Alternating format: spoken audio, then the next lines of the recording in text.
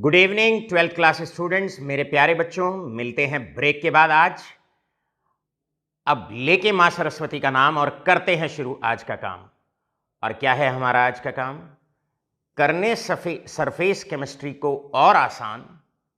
IT expert वंश, cameraman यश के साथ आ गए हैं अमित चौहान। मेरे प्यारे बच्चों, केमिस्ट्री क्लासेस में आपका स्वागत है, आपका अभिनंदन है। सरफेस केमिस्ट्री का मतलब होता है the chemical changes that takes place on the top most layer of any substance. उसे हम सरफेस केमिस्ट्री के अंतर्गत पढ़ते हैं। सरफेस केमिस्ट्री में अभी तक आपको पढ़ाया जा चुका है पहला पार्ट, और पहला पार्ट हमारा चल रहा है दैट इज एडजॉर्प्शन। एडजॉर्प्शन का मतलब होता है एक सब्सटेंस का दूसरे सब्सटेंस को पहले अट्रैक्ट करना और अट्रैक्ट करके अपनी सरफेस पर बैठा लेना, जिसे शॉर्ट में आप ये भी कह सकते हैं एक सब्सटेंस का दूसरे सब्सटेंस को अट्रैक्ट करके अपनी सरफेस पे बैठा लेना, या एक सब्सटेंस का दूसरे सब्सटेंस की सरफेस पे आके बैठ जाना। इस फिनोमिनन को एडजॉर्प्शन के नाम से पहचाना जाता है। आज बारी है टाइप्स ऑफ एडजॉर्प्शन पढ़ने की। और टाइप्स ऑफ एडजॉर्प्शन अगर हम बात करें तो दो तरह के होते हैं। पहला फिजिकल एडजॉर्प्शन और दूसरा केमिकल एडजॉर्प्शन। मेरे प्यारे बच्चों, इससे पहले एडजॉर्प्शन के दो टाइप आपको और पढ़ाए जा चुके हैं, जिसमें हमने पॉजिटिव और नेगेटिव एडजॉर्प्शन के विषय में आपको पढ़ाया था। एक सॉल्यूशन में जब एडजॉर्बेंट को डालते हैं, अगर सॉल्यूट आके एडजॉर्ब होता है सरफेस पर तो उसको हम पॉजिटिव एडजॉर्प्शन कहते हैं, और अगर एडजॉर्बेंट की सरफेस पर अगर सॉल्वेंट आके बैठता है तो उसको नेगेटिव एडजॉर्प्शन के नाम से पहचाना जाता है। आज हम जो क्लासिफिकेशन पढ़ रहे हैं, ये क्लासिफिकेशन हम पढ़ रहे हैं depending upon the force of attraction.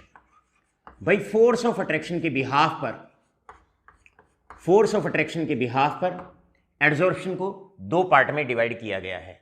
पहला पार्ट फिजिकल एडजॉर्प्शन, दूसरा पार्ट केमिकल एडजॉर्प्शन। मेरे प्यारे बच्चों, फिजिकल एडजॉर्प्शन या इसको फिजियोजॉर्प्शन के नाम से भी पहचाना जाता है। दूसरा नाम फिजियोजॉर्प्शन, साथ के साथ नोट करिए। और केमिकल एडजॉर्प्शन का दूसरा नाम केमिसोर्प्शन के नाम से भी इसको पहचाना जाता है। फिजियोसॉर्प्शन और इसको केमिसॉर्प्शन के नाम से भी हम पहचानते हैं। क्या होता है फिजिकल एडजॉर्प्शन? फिजिकल एडजॉर्प्शन का मतलब होता है अगर एडजॉर्बेट और एडजॉर्बेंट के बीच में अगर वीक वंडरवाल्स फोर्सेस हैं, अगर एडजॉर्बेट और एडजॉर्बेंट अगर वीक वंडरवाल्स फोर्सेस से आपस में जुड़े हुए हैं तो उसको हम फिजिकल एडजॉर्प्शन की कैटेगरी में रखते हैं, या ऐसे एडजॉर्प्शन को फिजिकल एडजॉर्प्शन के नाम से पहचाना जाता है। एग्जाम्पल, अगर मैं इस डस्टर के ऊपर ये चौक अगर मैं रख दूं इसके ऊपर, फिजिकल एडजॉर्प्शन। आप चेयर के ऊपर आकर बैठ जाते हैं, फिजिकल एडजॉर्प्शन। फर्श पे पानी डल जाता है, फिजिकल एडजॉर्प्शन है। पानी फर्श पे जब डलता है तो ये सारे एग्जाम्पल ऐसे हैं जिनमें फिजिकल एडजॉर्प्शन देखने को मिलता है, जहां एडजॉर्बेट और एडजॉर्बेंट के अंदर वीक वंडरवाल्स फोर्सेस आपको देखने को मिलते हैं। ऐसे एडजॉर्प्शन को जहां पर एडजॉर्बेट और एडजॉर्बेंट के बीच में वीक वंडरवाल्स फोर्सेस होते हैं, या वीक वंडरवाल्स फोर्सेस से एडजॉर्बेंट से जुड़ा हुआ होता है, इस टाइप के एडजॉर्प्शन को फिजियोजॉर्प्शन या फिजिकल एडजॉर्प्शन के नाम से पहचाना जाता है। चलते हैं केमिकल एडजॉर्प्शन की तरफ। केमिकल एडजॉर्प्शन में क्या होता है? एडजॉर्बेट और एडजॉर्बेंट के बीच में केमिकल बॉन्ड होता है, यानी कि एडजॉर्बेट और एडजॉर्बेंट दोनों जो जुड़े हुए होते हैं वो केमिकल बॉन्ड से आपस में जुड़े हुए होते हैं। They are bonded to each other with the help of a that is chemical bond, with the help of a chemical bond. Chemical bond की मदद से एडजॉर्बेट और एडजॉर्बेंट आपस में जुड़े हुए होते हैं। एक एग्जाम्पल ले लेते हैं। आपने इस डस्टर के ऊपर चौक रख दी, फिजिकल एडजॉर्प्शन। इस डस्टर के ऊपर आप फेविकोल लगा दीजिए, केमिकल एडजॉर्प्शन है। ईंट है, ईंट के ऊपर सीमेंट लगा दीजिए, केमिकल एडजॉर्प्शन है। दीवार है, दीवार के ऊपर पेंट कर दीजिए केमिकल एडजॉर्प्शन, यानी कि जब एडजॉर्बेट और एडजॉर्बेंट में आपस में स्ट्रॉन्ग फोर्सेस ऑफ अट्रैक्शन होते हैं अर्थात केमिकल बॉन्ड होता है, तो ऐसे एडजॉर्प्शन को केमिकल एडजॉर्प्शन के नाम से पहचाना जाता है। तो सबसे पहले आप स्ट्रॉन्ग फोर्सेस होते हैं और स्ट्रॉन्ग फोर्सेस का मतलब है केमिकल बॉन्ड होता है। आशा करता हूं दोनों तीनों तरह के एग्जाम्पल बड़े प्यार से हंसते खेलते आपके चिंटू से दिमाग में, छोटे से दिमाग में उतर गए होंगे। अब बारी है, चलते हैं नेक्स्ट डिफरेंस की तरफ। सेकंड डिफरेंस दोनों में होता है कि ये आपका नॉन स्पेसिफिक होता है। नॉन स्पेसिफिक भाई स्टूल है, स्टूल पे धूल आके बैठेगी, कोई स्पेसिफिसिटी नहीं है। आप कहीं पर भी घर के किसी भी आप सामान पे, यूटेंसिल्स पे आप देख लीजिए, टीवी है धूल आके बैठेगी, बोर्ड है धूल आके बैठेगी, तो धूल सबके ऊपर आके बैठ जाती है, कोई स्पेसिफिक नहीं है। या ऐसा भी होता है कि घर में मोबाइल है और टीवी है, मोबाइल पे धूल आके नहीं बैठेगी, डस्ट आके नहीं बैठेगी और टीवी पे आके बैठेगी। तो जो फिजिकल एडजॉर्प्शन होता है ये किसी के भी बीच में हो सकता है, ये नॉन स्पेसिफिक होता है। जबकि केमिकल बॉन्ड की अगर हम बात करते हैं, केमिकल बॉन्ड हमेशा स्पेसिफिक होता है। अगर एक गोल पत्थर ले लें, चिकना पत्थर ले लें, तो उस पर जो नॉर्मल सीमेंट होता है वो काम नहीं करता है, जबकि ईंट पे सीमेंट चिपक जाता है, राइट। तो ये आपका स्पेसिफिक होता है। बॉन्ड सबके बीच में नहीं बनते। मान लो कार्बन ऑक्सीजन से बॉन्ड बना लेता है, लेकिन जरूरी नहीं है जिनोन से बॉन्ड बनाए, राइट। तो यहां पर हम दूसरा बेसिक सा डिफरेंस जानने की कोशिश करेंगे कि ये स्पेसिफिक होता है, क्योंकि केमिकल बॉन्ड हर सब्सटेंस में नहीं बनता, केवल और केवल पर्टिकुलर टाइप के सब्सटेंसेस में ही केमिकल बॉन्ड बनता है, पर्टिकुलर एटम्स में ही केमिकल बॉन्ड देखने को मिलता है। मेरे प्यारे बच्चों, यहां पर आकर आपके दो बेसिक से डिफरेंस यहां पर आकर कवर अप होते हैं। इसके बाद तीसरा बहुत अच्छा डिफरेंस आता है जिसको हम हीट ऑफ एडजॉर्प्शन के नाम से पहचानते हैं। हीट ऑफ एडजॉर्प्शन, अगर हम हीट ऑफ एडजॉर्प्शन की बात करें फिजिकल एडजॉर्प्शन में, सबसे पहले तो आपको यहां पर क्वेश्चन पूछा जाता है, by define heat of adsorption. मेरे प्यारे बच्चों, हीट ऑफ एडजॉर्प्शन का मतलब होता है the amount of heat evolved when 1 mole of a substance is adsorbed on a given adsorbent. एक एडजॉर्बेंट पे जब 1 मोल सब्सटेंस आके एडजॉर्ब हो जाता है, तो उस दौरान वहां से जो हीट निकलती है, उस हीट को हीट ऑफ एडजॉर्प्शन के नाम से पहचाना जाता है। 1 मोल एडजॉर्बेंट पे आकर बैठने से जो हीट निकलती है, उस हीट को हीट ऑफ एडजॉर्प्शन कहा जाता है। देखिए, हीट निकलती क्यों है, आपको 11th क्लास में बताया जाता है, जहां जहां फोर्स ऑफ अट्रैक्शन होता है वहां से हीट रिलीज होती है, और जहां जितना ज्यादा फोर्स ऑफ अट्रैक्शन होता है वहां से उतनी ज्यादा हीट निकलती है। तो सबसे पहला सवाल, अगर हम हीट ऑफ एडजॉर्प्शन की बात करें तो हम कहेंगे भाई यहां पर एनर्जी निकलती है, और एनर्जी का मतलब है यहां से हीट निकलती है। और हीट क्यों निकलती है? हीट इसलिए निकलती है क्योंकि एडजॉर्बेट और एडजॉर्बेंट के बीच में फोर्स ऑफ अट्रैक्शन होता है। फोर्स ऑफ अट्रैक्शन जहां भी होता है वहां से एनर्जी रिलीज हो ही जाती है। अब मैं आपको पढ़ा रहा हूं, मेरे और आपके बीच में फोर्स ऑफ अट्रैक्शन है, जिसकी वजह से अब आप घर पे बैठे मेरी बात सुन रहे हैं, दंगा नहीं कर पा रहे हैं। तो जो दंगाई एनर्जी है आपके अंदर, वो आपकी बाहर जा चुकी है। तो जहां जहां अट्रैक्शन होता है उस केस में हमेशा रिलीज ऑफ एनर्जी होती है। और अगर 1 मोल सब्सटेंस, 1 मोल एडजॉर्बेट अगर एडजॉर्बेंट के ऊपर आके एडजॉर्ब हो जाए, तो उस वक्त जो हीट निकलती है उसको हीट ऑफ एडजॉर्प्शन के नाम से पहचाना जाता है। मेरे प्यारे बच्चों, यहां पर वीक वंडरवाल्स फोर्सेस से एडजॉर्बेंट से जुड़ा हुआ होता है। इसका मतलब लेस अट्रैक्शन। अगर अट्रैक्शन की वजह से एनर्जी रिलीज होती है, और जहां पर अट्रैक्शन कम होता है वहां से रिलीज ऑफ एनर्जी कम होता है, और रिलीज ऑफ एनर्जी को कहा गया है that is heat of adsorption. तो यहां पर यहां पर हम लिखेंगे लेस हीट ऑफ एडजॉर्प्शन, मतलब delta H of adsorption, less heat of adsorption. और लेस हीट क्यों है? Due to lesser force of attraction between adsorbate and adsorbent. चलते हैं नेक्स्ट, इसके बाद केमिकल एडजॉर्प्शन की बात करते हैं। भाई केमिकल एडजॉर्प्शन में क्या होता है? एडजॉर्बेट में ये एडजॉर्बेट है, ये एडजॉर्बेंट है, इनमें आपस में स्ट्रॉन्ग फोर्स ऑफ अट्रैक्शन होता है। स्ट्रॉन्ग फोर्स की वजह से जितनी ज़्यादा फोर्सेस होते हैं उतना ज़्यादा रिलीज ऑफ एनर्जी होती है। इसीलिए यहाँ की अगर हम बात करें तो जो एंथैल्पी ऑफ एडजॉर्प्शन है इज क्वाइट हाई, ये बहुत बहुत ज़्यादा होती है और हाई होती है। क्यों होती है? Because of high force of attraction and that is a chemical bond. तो आपसे नेक्स्ट क्वेश्चन ये भी पूछा जा सकता है कि बताओ भाई with respect to heat of adsorption, बताइए what is the difference between physical adsorption and chemical adsorption. तो आप कहेंगे भाई heat of adsorption physical adsorption में कम होती है और केमिकल एडजॉर्प्शन में ज्यादा हीट ऑफ एडजॉर्प्शन होती है। कई बार क्वेश्चन पलट के भी आपसे पूछा जा सकता है और क्वेश्चन इस प्रकार भी आपसे पूछा जा सकता है कि भाई बताइए why chemical adsorption process high heat of adsorption. मेरे प्यारे बच्चों, यहां पर आकर बेसिक से 3 डिफरेंस आपको आशा करता हूं बहुत अच्छे से लर्न हो गए होंगे। अब बारी है 4th और मोस्ट इंपॉर्टेंट डिफरेंस की, जिसको हम जानते हैं टेम्परेचर के नाम से। आइए बच्चों सीखते हैं टेम्परेचर का एडजॉर्प्शन पे क्या फर्क पड़ता है। यहां पर है हमारा next heading and next heading is the effect of temperature on adsorption. भाई बताओ टेम्परेचर का एडजॉर्प्शन पे क्या फर्क पड़ता है।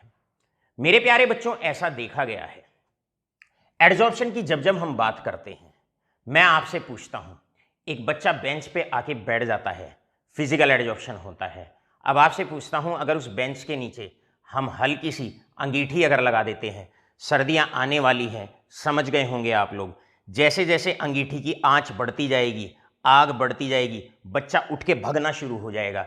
एक समय ऐसा आएगा जब बच्चा सीट से उठ के भग जाएगा। तो इसका मतलब क्या हुआ? एडजॉर्बेंट से अलग हो जाता है अगर आग लगा देते हैं, और आग लगाने का मतलब है अगर टेम्परेचर बढ़ा देते हैं। इसका मतलब टेम्परेचर बढ़ाओगे तो एडजॉर्प्शन कम होगा। तो यहां पर हम क्या कहेंगे? जैसे जैसे टेम्परेचर बढ़ाते हैं एडजॉर्प्शन डिक्रीजेस। और एडजॉर्प्शन का मतलब कौन से एडजॉर्प्शन की बात यहां पर हो रही है? यहां पर बात हो रही है physical adsorption. As we increase the temperature, जैसे जैसे टेम्परेचर इंक्रीज करते हैं फिजिकल एडजॉर्प्शन निरंतर घटता जाता है। और अगर इसको हम ग्राफिकली अगर देखें तो ग्राफ से इसको ऐसे देखा जा सकता है, ये x/m का मतलब एडजॉर्प्शन। जैसे ही आप एडजॉर्प्शन वर्सेस टेम्परेचर ग्राफ जैसे ही आप प्लॉट करते हैं, कीपिंग द प्रेशर कांस्टेंट, यहां पर प्रेशर आप कांस्टेंट करेंगे, तो इस ग्राफ को एडजॉर्प्शन आइसोबार के नाम से पहचाना जाएगा। Adsorption isobar. तो हम यहां पर कहेंगे ये एडजॉर्प्शन आइसोबार है। और आइसोबार का मतलब क्या है? दिस इज एडजॉर्प्शन आइसोबार, मतलब एक ग्राफ जो हमें इफेक्ट बताएगा टेम्परेचर का on adsorption keeping the pressure constant. क्या देखा जाता है? अभी आपको बताया, जैसे जैसे टेम्परेचर बढ़ाओगे वैसे वैसे एडजॉर्प्शन घटता जाएगा। टेम्परेचर बढ़ाते चले गए, एडजॉर्प्शन कम होता चला गया, ग्राफ नीचे को आता चला गया, मतलब एडजॉर्प्शन डिक्रीज होता चला गया। इसका एक और कारण भी आप इसके फेवर में लिख सकते हो, और ये लिख सकते हो, जब एक सब्सटेंस एडजॉर्ब होता है एडजॉर्बेंट के ऊपर, एक सब्सटेंस दूसरे सब्सटेंस के ऊपर आके बैठता है, और हम जैसे ही हीट करते हैं तो मॉलिक्यूल को काइनेटिक एनर्जी मिलती है, और अगर काइनेटिक एनर्जी मिलेगी तो फटाक से वो वहां से उठ के चला जाएगा, वहां से उठ के भग जाएगा, राइट। तो आप क्या पॉइंट नोट करेंगे? Physical adsorption continuously decreases as we increase the temperature. लेकिन अब जानने की कोशिश करेंगे केमिकल एडजॉर्प्शन पे इसका क्या फर्क पड़ता है, और जानने की कोशिश करते हैं, देखते हैं केमिकल एडजॉर्प्शन पे, केमिजॉर्प्शन पे टेम्परेचर का क्या इफेक्ट होता है। मेरे प्यारे बच्चों, ये इंपॉर्टेंट है, ये वाला इंपॉर्टेंट है। इसमें क्या है, इसमें हमेशा देखने को हमें ये मिलता है केमिकल एडजॉर्प्शन में, अगर केमिकल एडजॉर्प्शन में आइसोबार अगर प्लॉट करते हैं, मतलब एक ग्राफ अगर हम प्लॉट करते हैं केमिकल एडजॉर्प्शन का, तो ये पाया जाता है स्टार्टिंग में जैसे ही हम टेम्परेचर बढ़ाते हैं, कीपिंग द प्रेशर कांस्टेंट रखना है, तो ऐसे ग्राफ को बोला जाएगा, ऐसे ग्राफ को बोलेंगे एडजॉर्प्शन आइसोबार, ऐसे इसको एडजॉर्प्शन आइसोबार के नाम से पहचाना जाएगा। तो सबसे पहला केमिकल एडजॉर्प्शन में पहला पॉइंट ये देखने को मिलता है कि जैसे ही हम टेम्परेचर बढ़ाते हैं एडजॉर्प्शन इंक्रीज होता है। तो पहला पॉइंट मैं इधर यहां पर पॉइंट लगा के लिखता हूं, पहला पॉइंट, कैमरामैन ध्यान दें, पहला पॉइंट मैं इधर लगा के लिखता हूं, क्या है, एज वी इंक्रीज टेम्परेचर, जैसे ही हम टेम्परेचर बढ़ाते हैं एडजॉर्प्शन फर्स्ट इंक्रीजेस, तो शुरुआत में एडजॉर्प्शन बढ़ता है। सवाल आया एडजॉर्प्शन क्यों बढ़ता है? एडजॉर्प्शन इसलिए बढ़ता है क्योंकि यहां केमिकल बॉन्ड बनने होते हैं, और केमिकल काइनेटिक्स में हमने आपको बताया है ये रिएक्टेंट मॉलिक्यूल्स हैं, और बॉन्ड बनाने के लिए हर रिएक्टेंट मॉलिक्यूल को एक बैरियर क्रॉस करना पड़ता है, और इस बैरियर को थ्रेशोल्ड बैरियर के नाम से पहचाना जाता है। अब जैसे ही हम स्टार्टिंग में हीट देते हैं, तो जो रिएक्टेंट मॉलिक्यूल होते हैं, अर्थात जो एडजॉर्बेट होता है, एडजॉर्बेट और एडजॉर्बेंट, ये नॉर्मल रूम टेम्परेचर में आपस में बॉन्ड नहीं बनाते हैं, क्योंकि उस वक्त इनकी एनर्जी इतनी नहीं होती है। तो जैसे ही हम हीट करते हैं एडजॉर्बेट मॉलिक्यूल्स को एनर्जी मिलती है, और ये जो बाहर से एनर्जी हम देते हैं, इस एनर्जी को कहा जाता है एक्टिवेशन एनर्जी, तो शुरू में जैसे ही हम हीट करते हैं तो रिएक्टेंट मॉलिक्यूल्स को मिलती है एक्टिवेशन एनर्जी, और एक्टिवेशन एनर्जी मिलते ही इनकी एनर्जी हो जाती है थ्रेशोल्ड लेवल के बराबर, यानी कि ये अब उस स्थिति में आ जाते हैं प्रोडक्ट बनाने की। और प्रोडक्ट क्या है? एक chemical bond between adsorbate and adsorbent, right. तो स्टार्टिंग में जैसे ही आपने टेम्परेचर बढ़ाया एडजॉर्प्शन बढ़ गया। क्यों बढ़ गया? क्योंकि एडजॉर्बेट तुरंत क्या करता है, एडजॉर्बेंट के जो सरफेस के मॉलिक्यूल्स होते हैं उनसे बॉन्ड बनाना शुरू कर देता है, राइट। लेकिन अगर एक बार बॉन्ड बन गया, अब मान लो ये बॉन्ड बन गया, आपने हीट किया 300 केल्विन तक आपने हीट किया, बॉन्ड बन गया, राइट। तो एडजॉर्प्शन बढ़ा। लेकिन आफ्टर, अगर आप 300 केल्विन के बाद भी अगर आप इसको हीट कर रहे हैं तो फिर क्या होगा बच्चों? उसके बाद जैसे ही फिर हीट करोगे तो ये बॉन्ड टूटने शुरू हो जाएंगे, और बॉन्ड टूटने शुरू हो जाएंगे का मतलब क्या है? एडजॉर्बेट अलग हो जाएगा, एडजॉर्बेंट अलग हो जाएगा, मतलब फिर से आपका जो एडजॉर्प्शन है वो डिक्रीज होना शुरू हो जाएगा। तो आप लिखने वाले हैं, क्या लिखने वाले हैं? As we increase the temperature adsorption increases. Initially adsorption increase होता है, और टेम्परेचर क्या प्रोवाइड करता है? टेम्परेचर प्रोवाइड करता है, स्टार्टिंग में जो टेम्परेचर होता है वो एक्टिवेशन एनर्जी प्रोवाइड करता है। और उसके बाद आप क्या लिखने वाले हैं? Then once the adsorption occurs, अगर एक बार एडजॉर्प्शन हो गया occurs, then if we increase the temperature, अगर उसके बाद भी हम टेम्परेचर बढ़ाते हैं, देन डीजॉर्प्शन अकर्स, उसके बाद डीजॉर्प्शन अकर्स या cleavage of bond takes place. उसके बाद भैया क्या होता है? बॉन्ड टूटने शुरू हो जाते हैं, और वापस से जो एडजॉर्बेट आके बैठा था वो वापस से उड़ना शुरू हो जाता है। तो यहां पर बड़ा प्यारा सा आपसे 2-3 क्वेश्चन आपसे पूछे जा सकते हैं। फटाफट अभी मैं लिखूं या ना लिखूं, आप फटाफट 2 क्वेश्चन लिखिए। पहला क्वेश्चन आपका होता है, the first question is why in chemical adsorption, why in chemical adsorption या why in chemisorption adsorption first increase, adsorption first increases and then decreases, first increases and then decreases। आप बताओ पहले क्यों बढ़ता है? With temperature, with temperature, right. आपसे पूछा जा सकता है कि बताओ भाई ऐसा क्यों होता है, तो उसका सीधा सीधा आंसर ये होता है, स्टार्टिंग में जो टेम्परेचर दिया जाता है वो रिएक्टेंट मॉलिक्यूल को अर्थात एडजॉर्बेट को एनर्जी देता है और बॉन्ड फॉर्मेशन शुरू हो जाती है, मतलब एडजॉर्प्शन होना शुरू हो जाता है या एडजॉर्प्शन बढ़ता है। लेकिन अगर उसके बाद भी आप टेम्परेचर देते हो तो फिर क्लीवेज ऑफ बॉन्ड होता है और एडजॉर्बेट वापस से एडजॉर्बेंट से फ्री हो जाता है, मतलब डिजॉर्प्शन हो जाता है।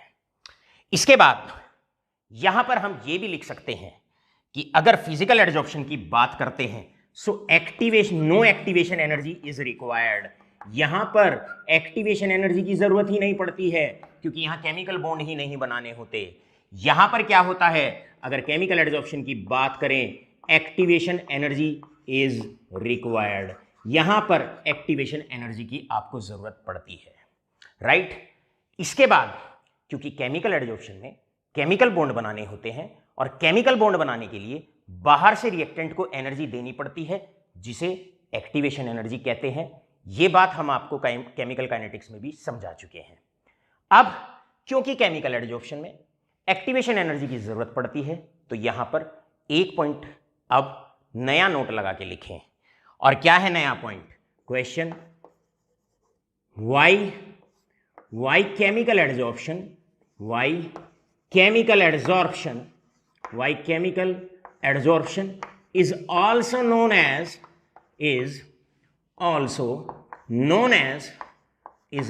As activated. इसको एक्टिवेटेड एडजॉर्प्शन के नाम से भी पहचाना जाता है। एक्टिवेटेड एडजॉर्प्शन, तो इसको एक्टिवेटेड एडजॉर्प्शन भी क्यों कहा जाता है? क्योंकि केमिकल एडजॉर्प्शन के अंदर आपकी जो जरूरत पड़ती है वो एक्टिवेशन एनर्जी की जरूरत पड़ती है और इसीलिए हम केमिकल एडजॉर्प्शन को एक्टिवेटेड एडजॉर्प्शन के नाम से भी पहचानते हैं। मेरे प्यारे बच्चों, यहां पर हमने बेसिक से 4-5 डिफरेंस आपको केमिकल एडजॉर्प्शन और फिजिकल एडजॉर्प्शन में आपको बताए। यहां पर कई बार क्वेश्चन आप लोगों से ऐसे भी पूछा जा सकता है, what is the effect of temperature on adsorption. उस केस में आप 2 अलग अलग हेडिंग डालेंगे, फिजिकल एडजॉर्प्शन अलग डालेंगे, केमिकल एडजॉर्प्शन अलग डालेंगे। कहेंगे फिजिकल एडजॉर्प्शन में निरंतर जैसे टेम्परेचर बढ़ाओगे एडजॉर्प्शन घटता जाएगा और केमिकल एडजॉर्प्शन में आप बोलने वाले हैं कि एडजॉर्प्शन शुरू में बढ़ता है और उसके बाद घटता है, राइट। इसके बाद भी और 2-3 क्वेश्चन आपसे पूछे जा सकते हैं। आपसे यहां पूछा जा सकता है व्हाट इज एडजॉर्प्शन आइसोबार। तो ये आपका एडजॉर्प्शन आइसोबार है, एक graph adsorption versus temperature keeping the pressure constant. इसको एडजॉर्प्शन आइसोबार के नाम से भी हम पहचानते हैं। मेरे प्यारे बच्चों, आपके पास नोट्स ऑलरेडी हैं। हमारा ब्लैक पैकेज जरा लेके आइए एक बार। हमने आपको नोट्स ऑलरेडी दिए हुए हैं, पैकेज आपको दिया हुआ है। सरफेस केमिस्ट्री में D&F ब्लॉक में अब जितने भी चैप्टर सर आपको पढ़ा रहे हैं, सारे चैप्टर जो जो टॉपिक बोर्ड पर चलता रहे, आपका क्लास में चलता रहे, आपने क्या करना है वो बिल्कुल सेम सारे के सारे टॉपिक आपने कवर अप करने हैं। इसमें सरफेस केमिस्ट्री चैप्टर हमने आपको दिया हुआ है। सरफेस केमिस्ट्री आप इसमें से नोट्स में से पढ़ने वाले हैं। जो टॉपिक बोर्ड पे करा दें वो सारा का सारा टॉपिक आप अपने इस पैकेज में से पढ़ने वाले हैं। शॉर्ट नोट प्रिपेयर करने वाले हैं। जो एक्सरसाइज आपको हमने अब पैकेज में दे रखी है उस पैकेज को आप सॉल्व करने वाले हैं, एक्सरसाइज को सॉल्व करने वाले हैं। मेरे प्यारे बच्चों, जहां तक एडजॉर्प्शन की बात है, एडजॉर्प्शन में हमने 8-9 तरह के डिफरेंसेस दोनों में दिए हुए हैं, फिजिकल में और केमिकल में। बाकी जो डिफरेंसेस हैं वो सिर्फ पढ़ने के हैं, उन्हें आप हमारा जो ये पैकेज है उस पैकेज में से आप पढ़ सकते हैं। अच्छा बच्चा कोई भी पॉइंट नहीं छोड़ा करता, इस बात का आप ध्यान रखें। साथ के साथ एडजॉर्प्शन का टॉपिक यहां आके कंक्लूड होता है। और एडजॉर्प्शन में एप्लीकेशन ऑफ जो एडजॉर्प्शन है कि भाई एडजॉर्प्शन की एप्लीकेशन क्या है, वो भी आप नोट्स में से पढ़ने वाले हैं, राइट। तो बाकी के जो डिफरेंसेस आपके फिजिकल केमिकल एडजॉर्प्शन में बचते हैं वो नोट से कवर करने हैं। साथ के साथ 3-4 लाइनें हमने application of adsorption in day to day life वो भी लिखी हुई है, उन्हें भी आप अच्छे से पढ़ने वाले हैं। मेरे प्यारे बच्चों, सरफेस केमिस्ट्री में 3 टॉपिक आपके होते हैं। पहला एडजॉर्प्शन, दूसरा कोलाइडल स्टेट ऑफ मैटर, तीसरा एंजाइम्स एंड कैटलिस्ट। अब बारी है, पहला टॉपिक यहां आके समाप्त होता है, मतलब आपका एडजॉर्प्शन पहला सरफेस फिनोमिनन यहां आके समाप्त होता है। हम आपको आज जैसे ही हम लेक्चर कवर अप करते हैं उसके बाद में व्हाट्सएप ग्रुप पर आपको पीडीएफ के अंदर क्वेश्चंस भेजने वाला हूं और कोशिश करिएगा वो सारे क्वेश्चन आप सॉल्व करें और फेयरली उनका आप एक एक उन सारे क्वेश्चंस का आप सटीक से आंसर लिखें, अच्छे से आंसर लिखें। अब आप फटाफट इसको नोट करें क्योंकि हम इसको अब करते हैं खटैक से रब। एक क्वेश्चन एडजॉर्प्शन का लास्ट क्वेश्चन होता है ये एनसीईआरटी में, जो बहुत इंपॉर्टेंट होता है और बोर्ड एग्जाम में काफी बार पूछा जाता है और अक्सर बच्चे कई बार इसके लिखने में गलतियां कर देते हैं। और क्वेश्चन क्या है, करते हैं फोकस। क्वेश्चन है व्हाई एडजॉर्प्शन इज एक्सोथर्मिक। तो भाई सबसे पहले तो आप इसकी डेफिनेशन ही लिखेंगे कि एडजॉर्प्शन का मतलब होता है एक सब्सटेंस का दूसरे सब्सटेंस को अट्रैक्ट करना और अट्रैक्ट करके अपनी सरफेस पर बैठाना। इस फिनोमिनन को एडजॉर्प्शन कहा जाता है। और आप जानते हैं by science laws, by science fact, जहां जहां अट्रैक्शन होता है वहां से एनर्जी रिलीज होती है। और अगर किसी प्रोसेस में या रिएक्शन में एनर्जी रिलीज होती है तो ऐसे प्रोसेस को कहा जाता है एक्सोथर्मिक। ऐसे प्रोसेस को कहा जाता है एक्सोथर्मिक। तो सबसे पहले जो बहुत अच्छे बच्चे हैं सारे के सारे मेरे सामने जो बैठे हैं वो पहला आंसर तो यही लिखने वाले हैं, by the definition of adsorption. Adsorption का मतलब होता है एक सब्सटेंस का दूसरे सब्सटेंस को अट्रैक्ट करना, और जहां जहां अट्रैक्शन होता है वहां से होता है रिलीज ऑफ एनर्जी। इसका मतलब एनर्जी रिलीज होगी इस प्रोसेस में, और जिन प्रोसेस में एनर्जी रिलीज होती है ऐसे प्रोसेस को एक्सोथर्मिक कहा जाता है, राइट। They are exothermic. लेकिन साथ के साथ अगर आप अपने आंसर को और ब्यूटीफुल बनाना चाहते हैं तो आप यहां पर with the help of thermodynamics, by the help of thermodynamics भी आप इन्हें अच्छे से समझा सकते हैं। कैसे? आप जानते हैं हमारे पास गिब्स हेल्महोल्ट्ज इक्वेशन है, that is delta G is equal to delta H minus T delta S. आपको 11th क्लास में थर्मोडायनेमिक्स में ये गिब्स हेल्महोल्ट्ज इक्वेशन है, राइट। ये इक्वेशन हम आपको समझाते हैं। अब आप जानते हैं जितने भी स्पॉन्टेनियस प्रोसेस होते हैं in case of adsorption, adsorption के केस में आप जानते हो एडजॉर्प्शन एक स्पॉन्टेनियस प्रोसेस होता है। आप टीवी को कितना ही साफ कर लो, घर में उस पे आके धूल रोजाना बैठती है, मतलब ये प्रोसेस फिजिबल है। और 11th क्लास में हमने आपको बताया हुआ है जो प्रोसेस फिजिबल होते हैं, स्पॉन्टेनियस होते हैं, वहां पर delta G is equal to negative.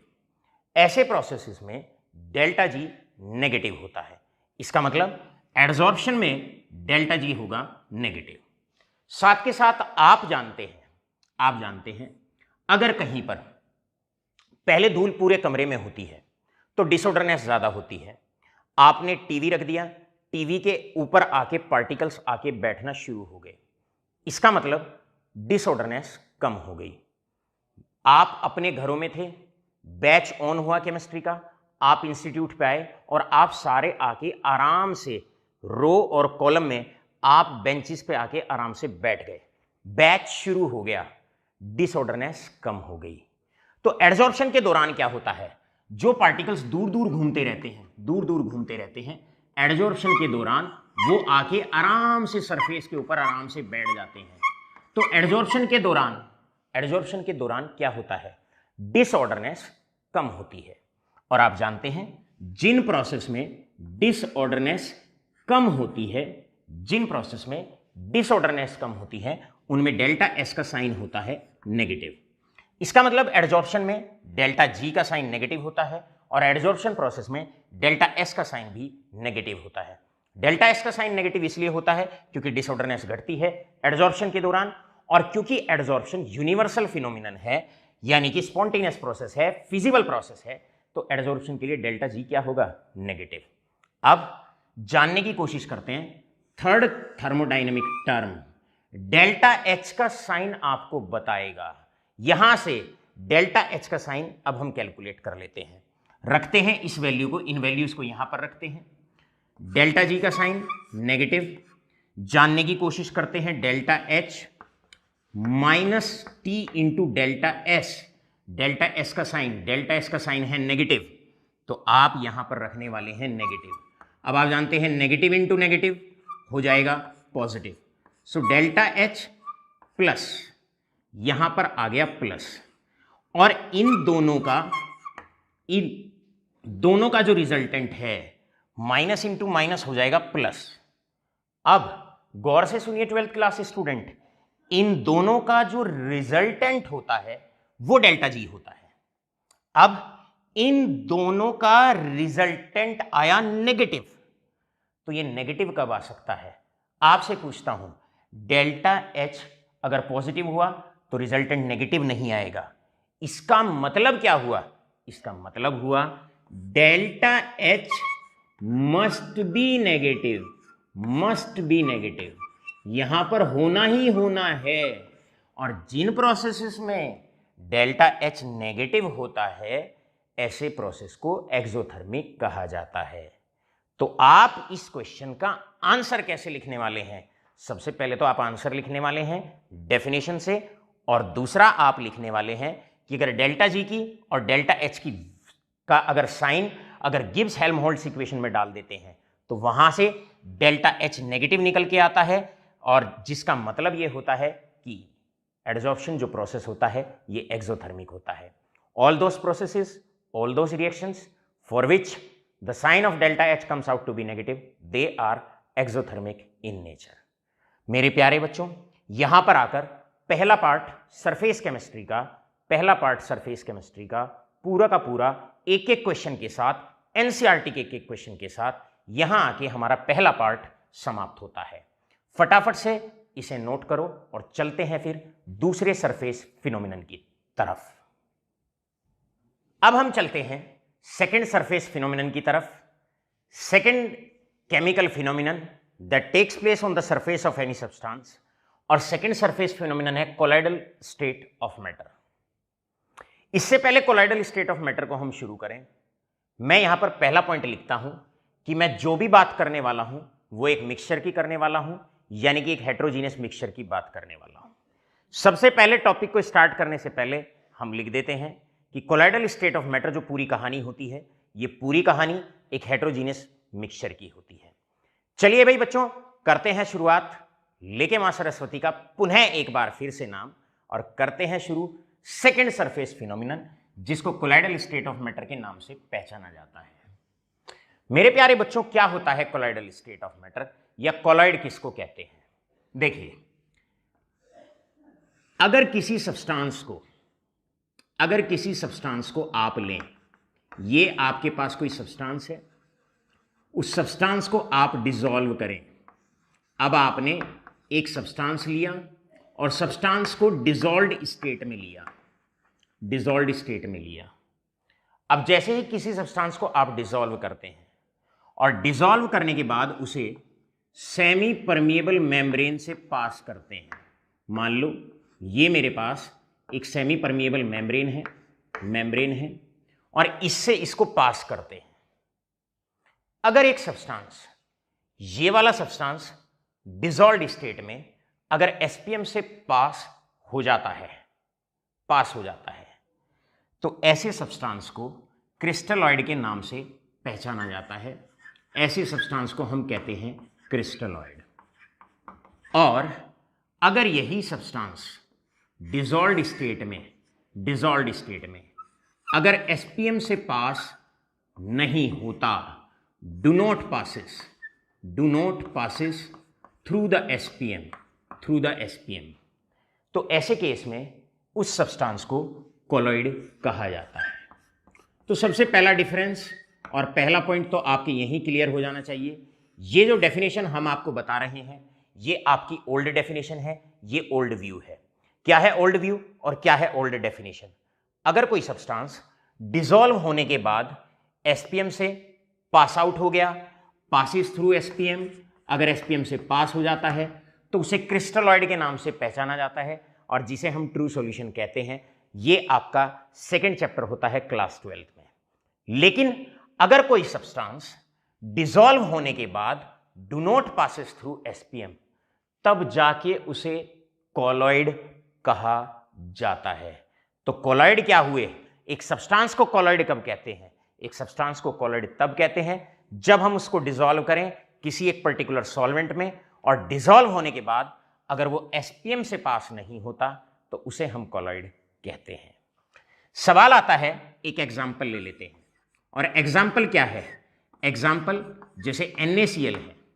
अब NaCl को अगर हम पानी में डाल देते हैं और पानी में डालने के बाद फिर उसे एसपीएम से पास करते हैं, पानी में डाला एसपीएम से पास करते हैं, पास हो जाता है। जबकि जैसे ही हम NaCl को बेंजीन में डालते हैं, आपने NaCl को बेंजीन में डाला और उसके बाद उसे एसपीएम से पास करते हैं तो वो एसपीएम से पास नहीं होता। तो इस वाले केस में पहले वाले केस में NaCl को कहा जाएगा क्रिस्टलॉइड, यहां पर हम उसे क्रिस्टलॉइड कहेंगे, और सेकंड वाले केस में उसको हम कोलॉइड कहेंगे। सो मेरे प्यारे बच्चों, आगे बढ़ने से पहले बड़े प्यारे से दो क्वेश्चन आप लोगों के लिए। पहला क्वेश्चन जिसका आंसर आपको आना चाहिए, सबसे पहला क्वेश्चन है डिफाइन अ कोलॉइड। आप सबसे पहले एक कोलॉइड को डिफाइन करें, डिफाइन अ कोलॉइड। तो सीधी सी बात है, कोलॉइड का मतलब है एक सब्सटेंस, जैसे ये NaCl है, इसको मैंने एक बार पानी के अंदर डिसॉल्व किया और हमने कहा NaCl को अगर पानी के अंदर डिसॉल्व करते हैं तो वो एसपीएम से पास हो जाता है, उस वक्त वो क्रिस्टलॉइड कहलाता है। तो ये तो हमारी डेफिनेशन बनी नहीं। हमारी डेफिनेशन है व्हाट इज अ कोलॉइड। तो आप कहेंगे एक सब्सटेंस जैसे ही हम उसे डिसॉल्व करें किसी सॉल्वेंट में, NaCl को जैसे ही हम बेंजीन में डिसॉल्व करते हैं और डिसॉल्व करने के बाद, बेंजीन में डिसॉल्व करने के बाद अगर एसपीएम से पास करते हैं तो वो उससे पास नहीं होता है। ऐसे केस में ऐसी डिसॉल्व्ड स्टेट में उस सब्सटेंस को कोलॉइड के नाम से पहचाना जाता है। तो आप सबसे पहले इस क्वेश्चन की पहली डेफिनेशन लिखने वाले हैं और पहली जो डेफिनेशन आप यहां पर लिखने वाले हैं ये ओल्ड व्यू वाली डेफिनेशन आप लिखने वाले हैं। ओल्ड व्यू, इसको ओल्ड डेफिनेशन या ओल्ड व्यू किसी सब्सटेंस को कैटेगराइज करने के लिए कहा जाता था। ये हमारे पास ओल्ड व्यू है, ये हमारे पास ओल्ड डेफिनेशन है।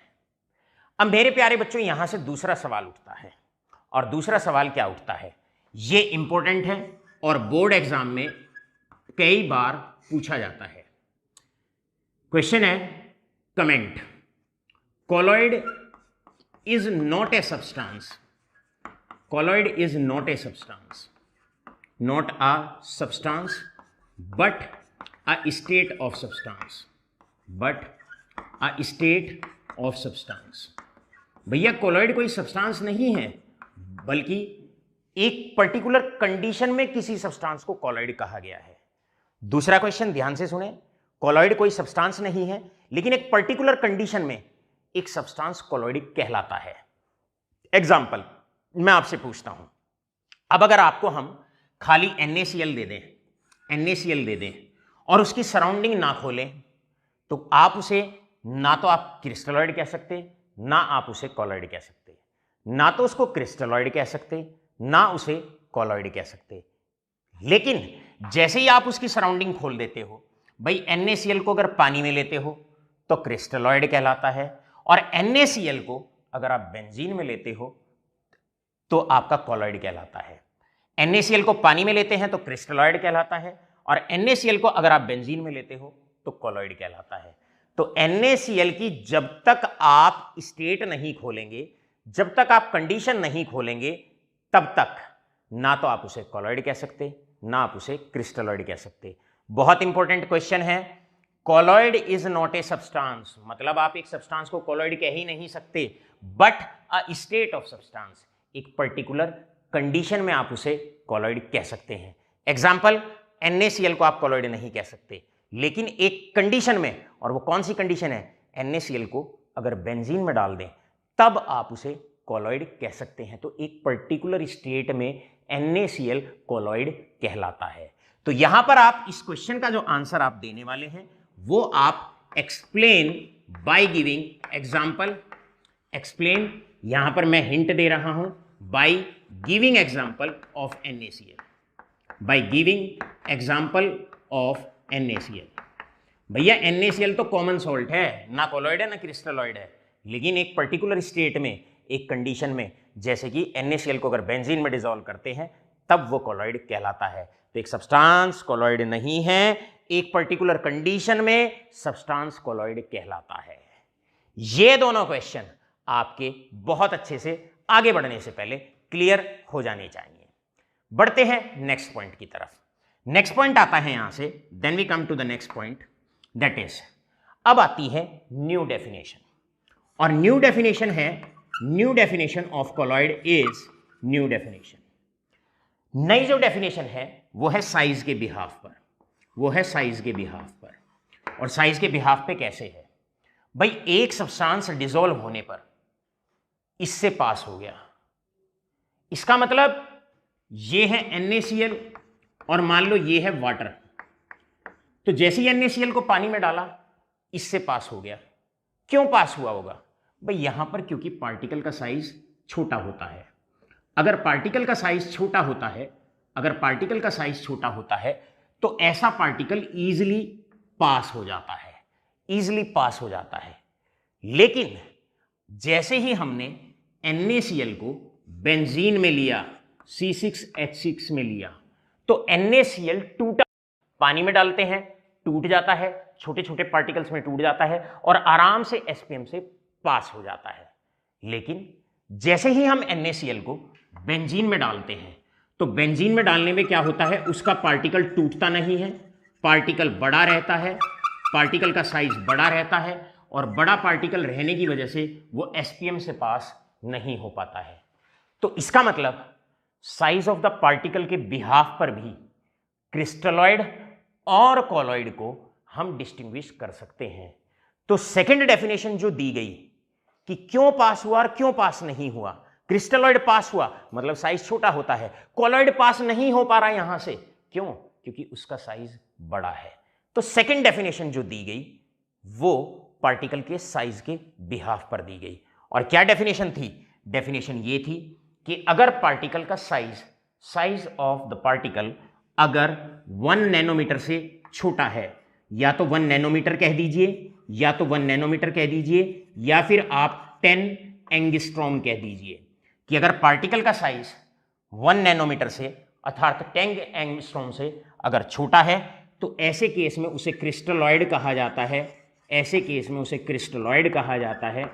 और अगर पार्टिकल का साइज, अगर पार्टिकल का size, size of the particle अगर 1 नैनोमीटर से, 1 नैनोमीटर से लेकर 1 नैनोमीटर से लेकर 1000 नैनोमीटर के बीच में है, या 10 एंगस्ट्रॉम से लेकर 10,000 एंगस्ट्रॉम के बीच में है, 10,000 एंगस्ट्रॉम के बीच में है, तब जाके हम उस सब्सटेंस को कॉलॉइड कहते हैं, तब जाके हम उस सब्सटेंस को कॉलॉइड कहते हैं।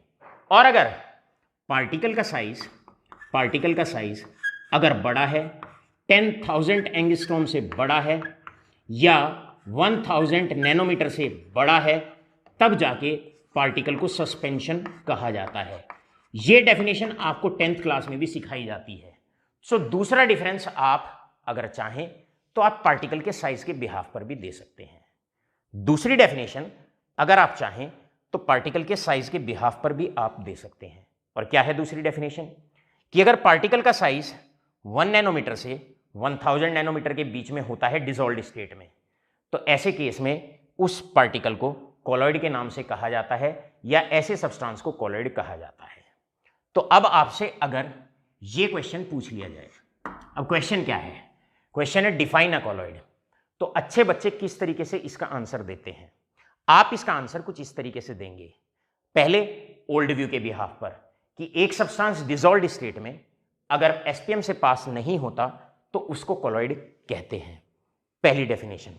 और दूसरी डेफिनेशन आप कॉलॉइड की देंगे पार्टिकल के साइज के बिहाफ पर, और क्या कहेंगे कि अगर किसी सब्सटेंस को डिसॉल्व करें और डिसॉल्व होने के बाद अगर उसका साइज 1 नैनोमीटर से लेकर 1000 नैनोमीटर के बीच में पाया जाता है, या 10 एंगस्ट्रॉम से लेकर 10,000 एंगस्ट्रॉम के बीच में अगर पाया जाता है, तो उस केस में इस कंडीशन पे उस सब्सटेंस को कॉलॉइड कहा जाता है। तो कॉलॉइड की जो डेफिनेशन है वो केवल एक डेफिनेशन नहीं, आप दोनों डेफिनेशन कॉलॉइड की आप देने वाले हैं, राइट। दूसरा इंपॉर्टेंट क्वेश्चन भी हमने आपको कराया कि भाई colloid is not a substance but a state of substance, right. NaCl को आप कॉलॉइड कह ही नहीं सकते, लेकिन NaCl को बेंजीन में डालोगे तो आप कॉलॉइड कह सकते हो। तो एक स्टेट ऑफ सब्सटेंस में ही एक पर्टिकुलर कंडीशन पे ही एक सब्सटेंस को कॉलॉइड कहा जाता है। अब बारी आती है पार्ट्स ऑफ कॉलॉइडल सॉल्यूशन। ये बन गया, NaCl को बेंजीन में डाला, डिसॉल्व किया, मिक्स किया, हेटेरोजीनियस मिक्सचर बन गया। इस मिक्सचर को, कॉलॉइड के मिक्सचर को कॉलॉइडल सॉल्यूशन भी हम कहते हैं। या तो उसे कॉलॉइडल सॉल्यूशन कहेंगे या हम इसको कॉलॉइडल सॉल्व कहेंगे, राइट। तो कॉलॉइड का जो मिक्सचर होता है, जब हम कॉलॉइड को डिसॉल्व कर देते हैं, मिक्स कर देते हैं, जो मिक्सचर बनता है उसको कॉलॉइडल सॉल्यूशन कहा जाता है। अब आता है हमारा पार्ट्स ऑफ कॉलॉइडल सॉल्यूशन। भैया पार्ट्स में दो पार्ट इसके होते हैं। पहला पार्ट डिस्पर्स्ड फेस, बी। दूसरा पार्ट आता है जिसे कहा जाता है डिस्पर्जन मीडियम। तो यहां पर आकर हमारे दो पार्ट में हम कॉलॉइडल सॉल्यूशन को डिवाइड कर लेते हैं। एक को कहते हैं डिस्पर्स्ड फेस, एक को कहते हैं डिस्पर्जन मीडियम। जिसको ऊपर से डाला जाता है, NaCl को ऊपर से डाला गया, डिस्पर्स्ड फेस। जिसमें डाला गया, जिसमें उसको फैलाया गया, जिसमें उसको मिक्स किया गया, किसमें मिक्स किया गया? बेंजीन में। इसे मीडियम कहा जाता है। तो जिसको डिस्पर्स किया जाता है, फैलाया जाता है, उसको डिस्पर्स्ड फेस कहते हैं, और जिसके अंदर फैलाया जाता है, जिसमें उसको मिक्स किया जाता है, उसे हम डिस्पर्जन मीडियम कहते हैं। तो डिस्पर्स्ड फेस हुआ आपका NaCl और डिस्पर्जन मीडियम आपका हुआ दैट इज बेंजीन। सो मेरे प्यारे बच्चों, यहां पर आकर हमने अपना दूसरा टॉपिक शुरू किया, colloidal state of matter. Heterogeneous mixture की हम यहां पर स्टडी करने वाले हैं। एक सब्सटेंस को कॉलॉइड दो केस में कहा जाता है। पहला केस डिसॉल्व होने के बाद एसपीएम से पास नहीं होना चाहिए, और दूसरा केस डिसॉल्व होने पर अगर किसी सब्सटेंस का साइज 1 नैनोमीटर से लेकर 1000 नैनोमीटर के बीच में पाया जाता है, तब इस कंडीशन पे उस सब्सटेंस को कॉलॉइड कहा जाता है। कॉलॉइड के दो पार्ट, एक जिसको ऊपर से डालते हैं और एक जिसके अंदर उसको डालते हैं। जो ऊपर से डाला जाता है, जिसको फैलाया जाता है, उसे डिस्पर्स्ड फेस कहते हैं, और जिसके अंदर फैलाया जाता है, डिस्ट्रीब्यूट किया जाता है, उसे डिस्पर्जन मीडियम कहा जाता है। मेरा आज का लेक्चर इन्हीं शब्दों के साथ यहीं पर समाप्त होता है। धन्यवाद।